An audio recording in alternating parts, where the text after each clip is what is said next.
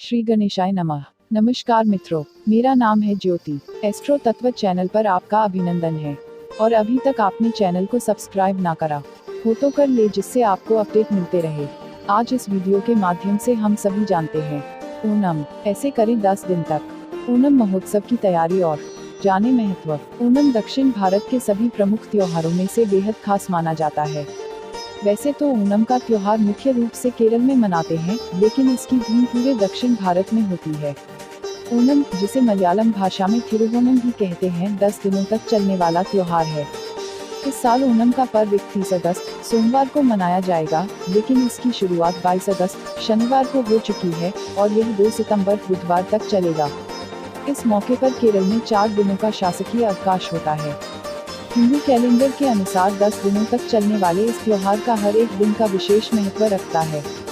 आज हम आपको विशेष रूप से इस त्योहार से जुड़े कुछ महत्वपूर्ण तथ्यों के बारे में बताने जा रहे हैं। तो देर की बात की, चलिए जानते हैं इस विशेष त्योहार से जुड़े कुछ बेहद खास बातों के बारे में। ओणम थिरुवोणम का शुभ मुहूर्त 30 अगस्त 2020 को दोपहर के 1:52 से थिरुवोणम नक्षत्र आरंभ। 31 अगस्त 2020 को दोपहर के 3:04 पर थिरुवोणम नक्षत्र समाप्त। क्यों मनाया जाता है ओणम का त्योहार? ओणम का त्योहार मनाने के पीछे बहुत सी मान्यताएं हैं, जिनमें से एक मान्यता के अनुसार यह पर्व दानवीर असुर राजा बलि के सम्मान में मनाया जाता है। कहा जाता है कि विष्णु जी ने वामन का अवतार लेकर बलि के घमंड को तोड़ा था, लेकिन उसकी वचनबद्धता को देखने के बाद विष्णु जी ने उसे पाताल लोक का राजा बना दिया। दक्षिण भारत के लोग यह मानते हैं कि ओणम के पहले दिन राजा बलि पाताल लोक से धरती पर आते हैं और अपनी प्रजा की हाल चाल लेते हैं। इसके साथ ही त्योहार को दक्षिण भारत में होने वाली नई फसल की उपज और कटाई की खुशी में भी मनाया जाता है। ओणम पर्व का महत्व। मलयालम सोलर कैलेंडर के अनुसार ओणम का त्योहार चिंगम महीने में मनाया जाता है। चिंगम को मलयालम लोग साल का पहला महीना माना जाता है।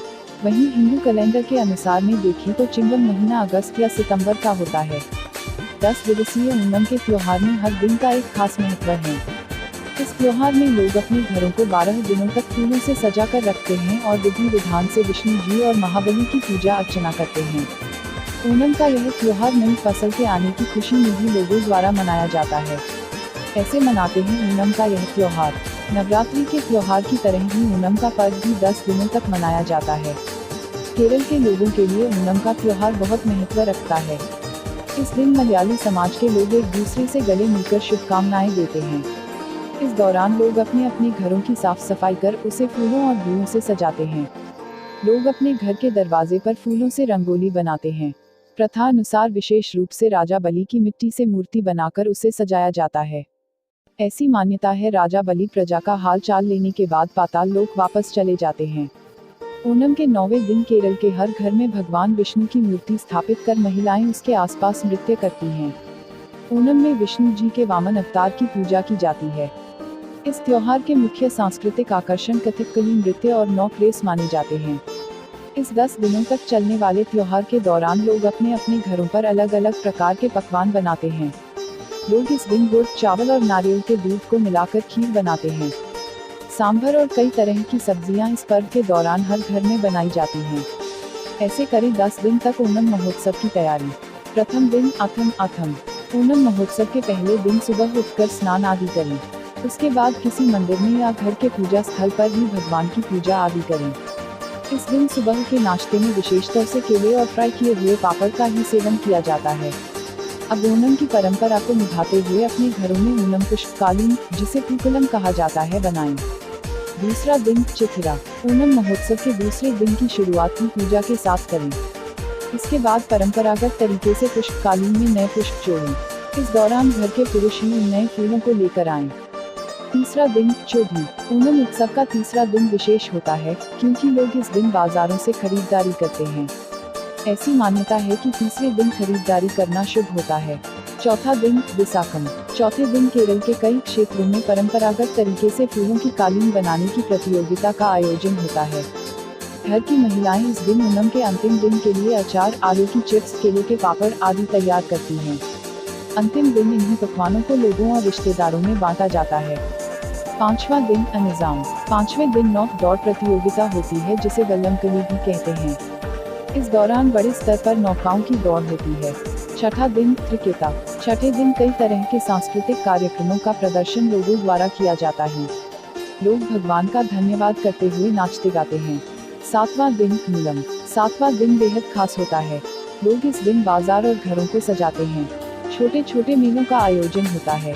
आठवां दिन पुरादन। ओणम के 8वें दिन लोग मिट्टी से पिरामिड के आकार में मूर्तियां बनाते हैं। इन मूर्तियों को मां के नाम से संबोधित किया जाता है। लोग इस मूर्ति को पूजा स्थान पर स्थापित कर उस पर पुष्प और अन्य पूजा सामग्री अर्पित करते हैं। 9वां दिन उत्तरागम। उत्सव के 9वें दिन लोग उत्सुकता के साथ राजा महाबली का इंतजार करते हैं। उनके इंतजार में विधिवत पूजन कर सारी तैयारी पूरी कर ली जाती है। महिलाएं विशाल पुष्प कालीन को अपने हाथ से तैयार करती हैं। 10वां दिन थिरुवोणम। 10वें दिन राजा महाबली का आगमन होता है। लोग एक दूसरे को ओणम पर्व की बधाई देते हुए उन्हें पकवान खिलाते हैं। पुष्पकालीन की साज सजावट और कई तरह के सांस्कृतिक कार्यक्रमों का आयोजन भी किया जाता है। रात के समय आसमान में जमकर आतिशबाजी करने के साथ लोग इस महापर्व का उत्सव मनाते हैं। ओणम से जुड़ी पौराणिक मान्यता। कथा अनुसार त्रेता युग में बलि नाम का एक असुर था, जो कि भगवान विष्णु का परम भक्त था। बलि बहुत ही दानी, सत्यवादी और ब्राह्मणों की सेवा करता था। वह हमेशा यज्ञ तप आदि भी किया करता था। अपनी भक्ति के प्रभाव से राजा बलि बेहद शक्तिशाली हो गया था। उसे देवराज इंद्र से द्वेष था, जिसके चलते उसने इंद्रलोक पर विजय पाई और स्वर्ग में देवराज इंद्र के स्थान और सभी देवताओं पर राज्य करने लगा। बलि से भयभीत और परेशान होकर देवराज इंद्र और सभी देवतागण मदद के लिए भगवान विष्णु के पास गए और भगवान से रक्षा की प्रार्थना की। देवताओं की परेशानी को दूर करने के लिए विष्णु जी ने वामन रूप धारण करके 5वां अवतार लिया और एक ब्राह्मण बालक के रूप में राजा बलि के पास गए और अपने तेजस्वी रूप से उस पर विजय प्राप्त की। वामन रूप धारण किए हुए भगवान विष्णु ने राजा बलि की परीक्षा ली। बलि ने तीनों लोकों पर अपना अधिकार कर लिया था, लेकिन उसके अंदर एक गुण था कि वह कभी किसी ब्राह्मण को खाली हाथ नहीं लौटने देता था। वह ब्राह्मण को दान में मांगी वस्तु अवश्य देता था। वामन देव ने बलि से 3 पग भूमि की मांग की। वहां मौजूद दैत्य गुरु शुक्राचार्य भगवान विष्णु की चाल को समझ गए और बलि को आगाह भी किया, लेकिन बावजूद उसके बलि ने वामन स्वरूप भगवान विष्णु की प्रार्थना को स्वीकार कर लिया और उन्हें 3 पग जमीन देने का वचन दे दिया। वचन मिलते ही विष्णु जी ने विराट रूप धारण कर लिया और एक पांव से पृथ्वी तो दूसरे पांव की एड़ी से स्वर्ग और पंजे से ब्रह्मलोक को नाप लिया। अब तीसरे पांव के लिए राजा बलि के पास कुछ भी नहीं बचा था, इसलिए बलि ने वचन पूरा करते हुए अपना सिर उनके पैरों के नीचे कर दिया और भगवान वामन ने तीसरा पैर राजा बलि के सिर पर रख दिया।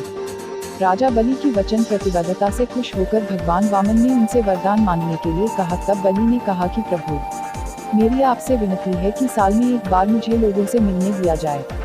भगवान ने इच्छा को स्वीकार कर लिया, इसलिए थिरुवोणम के दिन राजा महाबली लोगों से मिलने के लिए आते हैं। ओणम का यह त्योहार न केवल सांस्कृतिक बल्कि धार्मिक दृष्टि से बेहद ही महत्वपूर्ण माना जाता है। आशा करते हैं आज आपको कुछ नया जानने का अवसर मिला होगा और अधिक जानकारी के लिए बने रहे हमारे साथ। तो मित्रों, हमारे चैनल एस्ट्रो तत्व में दी गई ये जानकारी आपको कैसी लगी, हमें कमेंट कर बताएं। चैनल को लाइक, शेयर और सब्सक्राइब करें और हाँ, घंटी वाले आइकॉन को भी दबाएं। और चलते चलते खुश रहें, मस्त रहें, आबाद रहें, स्वस्थ रहें। धन्यवाद मित्रों।